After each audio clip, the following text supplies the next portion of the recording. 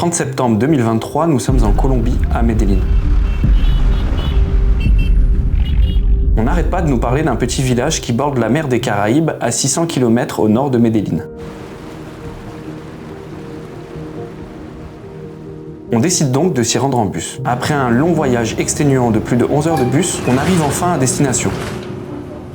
Le village est tout petit et il n'y a aucune route aménagée. L'accès se fait beaucoup plus facilement en moto. Le soleil frappe et chaque pas nous rappelle que nous sommes loin de notre confort habituel. On nous parle d'une association qui protège la faune et la flore. Les locaux nous disent même qu'on peut voir des animaux assez rares.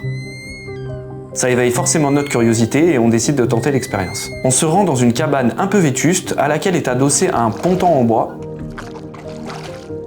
On rencontre Omar. Il sera notre guide pour faire connaissance avec la faune et la flore locale. Omar nous mène dans une barque typique à travers la mangrove qu'il connaît comme sa poche. Dans cet endroit, il y a seulement quelques années, il y avait des montagnes de plastique. Ce qui était une décharge publique hier est devenu un havre de paix où prospère la biodiversité aujourd'hui. Il nous raconte même qu'un peu plus loin, les narcotrafiquants ont fait construire une piste d'atterrissage qui servait à faire transiter la drogue de la Colombie vers les États-Unis. Omar n'a malheureusement plus de famille, car comme bon nombre des habitants de ce village, le cartel a pris beaucoup de vies. Notre guide continue de ramer. Et nous arrivons dans une sorte de forêt sèche.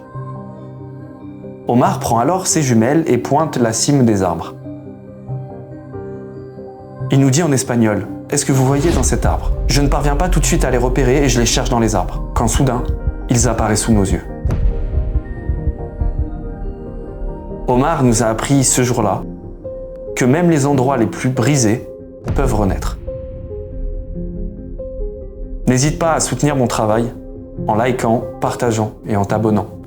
Et surtout, mets-moi un petit commentaire. À bientôt.